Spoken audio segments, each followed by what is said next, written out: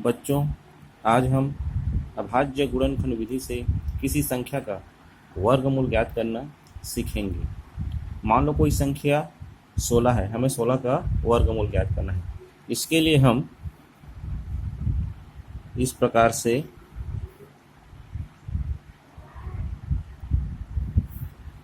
गुणनखंड करते हैं। हम यह देखते हैं कि हमारे पास जो संख्या है 16, क्या वह सम संख्या है या विषम संख्या है।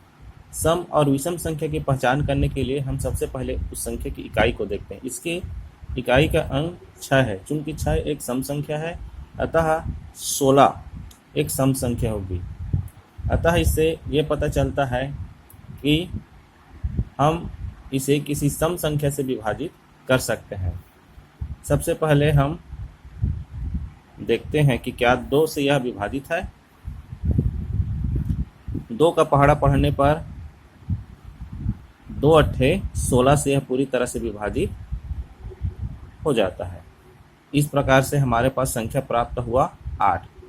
चूंकि 8 एक सम संख्या है, अतः यह 2 से पुनः विभाजित होगा। 2 का हम पहाड़ा पढ़ेंगे कितने बार? 4 बार। 2 चौके 8। इस तरह से 8 4 बार पहाड़ा पढ़ने पर पूर्णतः विभाजित हो जाता है। अब हमारे पास संख्या है 4। 4 चूंकि एक सम संख्या है, अतः यह फिर से 2 से विभाजित होगा।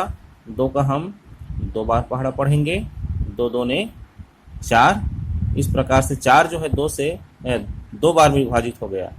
अब हम पुनः 2 को 2 से विभाजित करते हैं, 1 बार पहाड़ा पढ़ के। 2 एकम 2। इस प्रकार से संख्या 16 के अभाज्य गुणनखंड प्राप्त हुए। 2 गुणित 2 गुणित 2 गुणित 2। इस प्रकार से अभाज्य गुणनखंडों को हम लिख लेते हैं तथा इसे इस प्रकार से वर्गमूल के चिन्ह के अंदर रखते हैं। इस चिन्ह को वर्गमूल का चिन्ह कहते हैं। इसके बाद में हम इन अभाज्य गुणनखंडों में 2-2 का जोड़ा बनाकर देखते हैं कि इनके कितने जोड़े बनते हैं।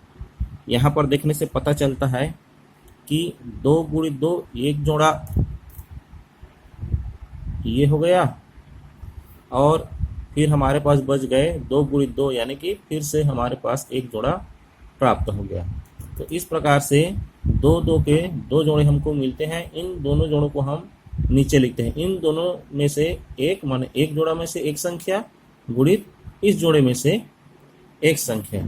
तो हमको प्राप्त हुआ 2 गुणित 2। इसको इस प्रकार से 2 गुणित 2 बराबर 2 दूने 4। हमको संख्या 4 प्राप्त हुआ। अर्थात हम इसको ऐसे लिख सकते हैं, वर्गमूल 16 बराबर 4। तात्पर्य यह हुआ कि 16 संख्या 16 का वर्गमूल 4 है। तो हमको यही ज्ञात करना था कि किसी संख्या का वर्गमूल हमें कैसे प्राप्त हुआ। इस तरह से आप लोगों ने इस पूरे प्रक्रिया में देखा कि हम किसी संख्या को अभाज्य गुणनखंड विधि से हल करते हैं और किस तरह से हमको उसका वर्गमूल प्राप्त होता है।